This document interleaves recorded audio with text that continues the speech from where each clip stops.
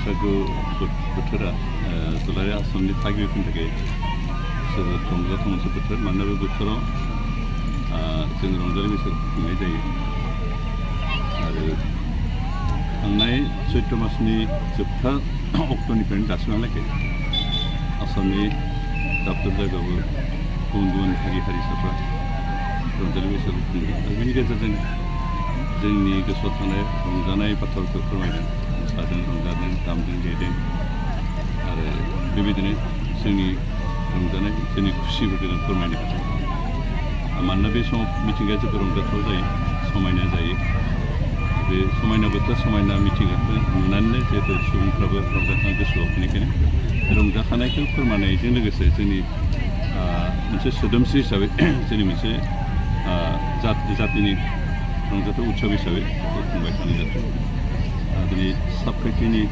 सेनाव साबखाथिनि लाइमोन आफादाबो आसामनि गुबुन गुबुन हारिसाफोरजों दाब दाब जायगायाव खुंनाय जे बैसागु बे बैसागुखौ खुंफादों एबार 26 खेब बिथांमोनहा खुंदों बिनि सिगाङाव बे ओनसोलाव खुंनाय जायामोन खिन्थु जों गोजोननाय मोन्दों जे सेनाव साबखाथिया गोदो खोब फिसामोन जनसंख्याया खोब खममोन खिन्थु बे 1981 सोनिफ्राय माइदांगुरि होननाय बे साबखाथिनि मोनसे पार्टआव गामि गोदान खुंनायजों लोगोसे गोदोनि जितु सिगनेलगुरि होनना बुंनाय गामि बे गामिया खोब 10-12 बोसोरसो खिन्थु दा बे एक्सटेन्ड जानानै बे लामाया बारायनानै बे लामा सेर सेर न' लुनानै दाहालागै नेसनेल हाइवे हालागै सहैनाय जाबाय बेनिखायनो बे गामिया जथेस्थ' गिदिर जाबाय खिन्थु अब्लाबो बे गोदान पार्ट आरो पुराना जिखिनि थानाय गामि बेफोरजों दासिमहालागै बारा गोरोबलायनाय जायाखै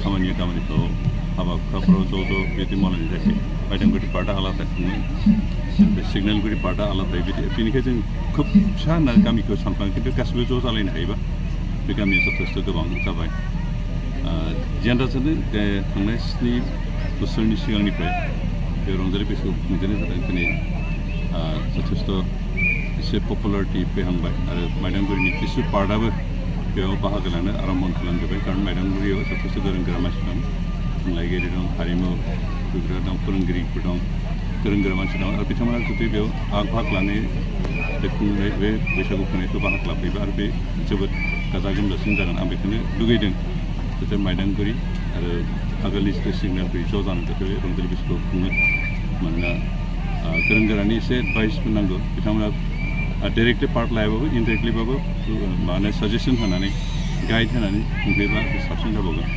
जेन'राजों गोजोननाय मोन्दों जे टाउनजों सिथाबनानै थानाय बर' गामियाव रंजालि बैसागु खुंनो हानायखौ गोजोननाय मोन्दों आरो बेखौ जों लासैनो गोजौ थाखोआव लांनांगौ जोंनि जायफोर बे रंजालि बैसागु खुंनायजों बाहागो लानाय दैदेननाय मानसिफोर सुबुंफोर दं बिथांमोननो बेखौनो खावलायनो सानदों जे बिथांमोना जाहाथे जेसेबां गोरों गोरा दं ज' गासैखौ लाफानानै जाहाथे बे बैसागु खुङो अब्ला बियो दा जिबायदि महराव दं बेनिख्रुइ मोजांसिन महराव फैगोन मानोना बैसागुखौ जों जौगाखां होनांगोन बेखौ जों फोसाबनांगोन मोजां खालामनांगोन मानोना बे गोजौ थाखोआव थांबा जों बर' जाथि हिसाबै गोजौ थाखोआव थांनो हागोन आरो बे जोंनि जातिनि मोनसे जातीय परिचय जोंनि जातिनि सिनाखि मोनसे बेखौ जों मोजां खालामनो हायोबानो जोंनि जातियाबो जे मोजां गोजौ थाखोनि सोदोमस्रि मोननाय बे बाथ्राया प्रमान जागोन आरो बेनिखायनो जों बेखौ बर'नि समाव गामि आरो न'खरनिफ्राय ओंखारनानै दिनै स्टेजसिमहालागै बैसागुआव फैबाय बे बिथिङाव बैसागुआ आसलथे बे आबादारिफोरनि थाखाय आबादारि समाजाव जोनोम जानाय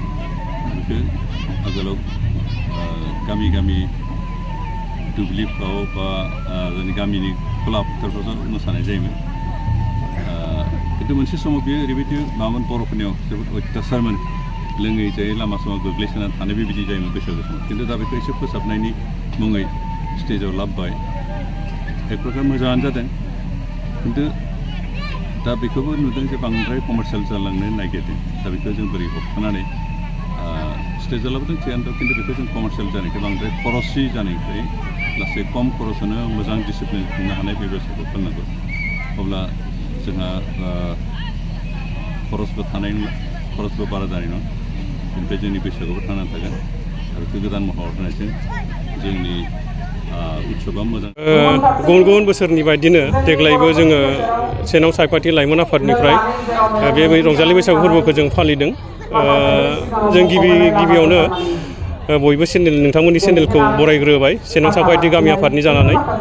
दा बे समाव जोङो स्निथि जाफैदों, दिनै खुंगा स्निथि जाफैबाय सेनाव सायपाथि लाइमोन आफादनि बानजायनायजों आरो गुबै आफादनि दैदेननायजों।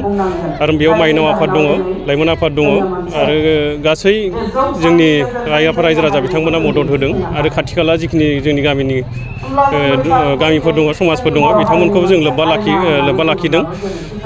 सेनाव सायपाथि गामिया जोंनि उदालगुरि टाउनजों नांजाबफानाय मोनसे गामि, गोजाम गामि। सेनाव सायपाथि गामिया जोबोर गोजाम गामि आरो गिदिर गामि। बियो गेदेर गामिब्लाबो सुबुं सानखोआ एसे खममोन मोनसे समाव।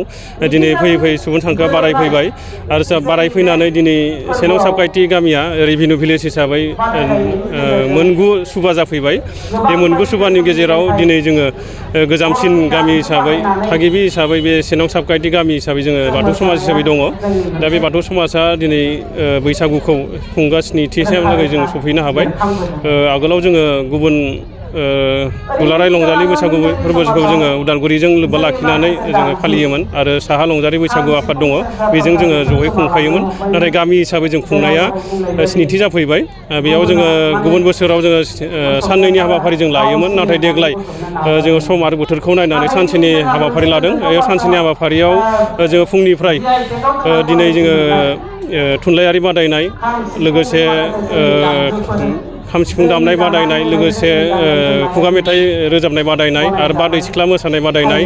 दा दिनै गेवलां मेल, आरो बे गेवलां मेलाव जों बाहागो लाफैदोंमोन बिटिआरनि गाहाय मावफुं सोद्रोमा डिपुटि चिफ बिथां गबिन्द चन्द्र बसुमतारी। लोगोसे बे गेवलां मेलाव बाहागो लाफैनो हादों आरो दुलाराय बाथौ गौथुमनि माइनाव आफादनि बोसोनगिरि सानसुलि बिब' बर' आरो गोबां गेदेमा बिथांमोना जोंजों बाहागो लाफैदों हांख्रायनाय लेखायै।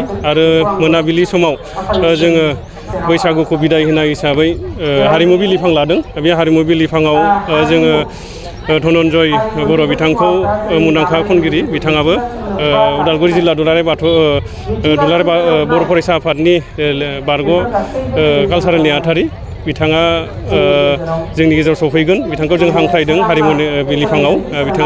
बिथांखौ जोङो बरायदों जोंनि सायपाथि गामियाव। फैबाय थानाय समाव जों आसा खालामदों जोंनि सेनाव सायपाथि गामिनिफ्राय मोजां मोसाखावरि आरो मोजां खनगिरि आरो मोजां डिसिप्लिन बाबै बैसागु दोलो जोङो बरननानै जोङो गुबुन ओनसोलाव बा गुबुन जौगा थाखोआव जों दैदेनहरनो हागोन बा फाथायहरनो हागोन, बेखौ जों आसा खालामदों। फैबाय थानाय समाव जों आसा खालामदों आरोबाव बैसागुआ जाहाथे मुलुग दरबाराव साबसिनै जोङो देखायनो हायो। जोङो आगानसे आगानै जों बारायलांनो हादों आरो आवगायलांबाय थादों। बेयाव गोजोनथाव खौरां, दिनै बर'नि दामजुफोरखौबो जोङो गावनि हिसाबै जों बुंना लायोमोनब्लाबो जोंहा जेबो फोरमान गैयामोन। दा बे फोरमानखौबो जों मोननो हाबाय। बिसेसके गंगोना, बे गंगोनाखौ गुबुनारिफोरा लांबायमोन, नाथाय बेखौ दिनै जों लाबोफिननो हाबाय। थरखा, बेखौबो जोङो लाबोफिननो हादों, जोङो दामनो हाफिनबाय बा जोङो सोलोंफिननो हाबाय। दा हारिमु बिथिङाव बर' माहारिया गोबां गोजौ थाखोआव जोङो थांनो हागासिनो दङ आरो लासै लासै जोङो आवगायलांनांगोन। आरो जाखांफुनाय सेंग्रा सिख्ला बिथांमोनखौबो जोङो इनकारेज होनांगोन, बिथांमोनखौ जों मदद खालामनांगोन, जाहाथे हारिमुखौ सिबिनायाव जाहाथे उनफिननानै थानो हाया बा उनफिननाङा, बेखौ जोङो फोरमायनांगोन आरो बुजायनांगोन। आरो सेमिनार जोङो खुंनांगोन। लोगोसे बैसागुखौ लानानै जोङो बोरै नेसनेलाइज खालामनो हायो, बोरैहाय जोङो खौसेथि लाबोनो हायो। दासिमबो बैसागुखौ लानानै गोबां खामानि मावनो गोनां दङ। दिनै सानजानि मोसानाया गेजेर खोन्दोजों मिलाया, सोनाबनि मोसानाया सानजाजों मिलाया, बैसागु मोसानायफ्रा। दा बियो मोनसे इउनिफर्माव फैनांगोन। दिनै गाननाय जोमनायनिफ्राय लानानै मोसानायनि खुंनायनि स्टेज प्रग्रामनिफ्राय लानानै गासैबो बिथिंखौ लानानै जोङो इउनिफर्म जों खालामनो हानांगोन। दा बेखौ लानानै जोङो फैबाय थानाय समाव जाहाथे जोङो जौगा थाखोआव थावैनो हायो, बेखौनो जों आसा खालामदों। गोजोन्थों। बिथाङा सरकारनिफ्राय मोनसे अफार होदों, नंगौ, जोङो गोजोननाय मोनदों। बिटिआर गभर्नमेन्टआव हारिमुवारि बिथिं बिफान दङ। दा बिफाननिफ्राय जोंनो मोनसे जौसां होगोन, हारिमुवारि जौसां होगोन, जाय जौसांखौ बिथाङा खोथा होना गालांदों। बेखौ जोङो बरायदों आरो आसा खालामदों बिथाङा बेखौ मावफुंनानै सेनाव सायपाथिनि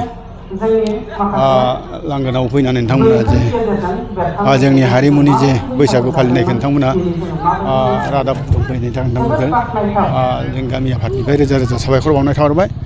लोगोसे जोङो बै उदालगुरि साखाथि हिसाबै जों 1 नं साबखाथिया खुंगा स्निथि फालिथाय जों बैसागु फोरबो लाइमोन आफाद गुबै आफाद माइनाव आफाद दानानै जयैनो जर'खायैनो जों हाबाफारिखौ लादों।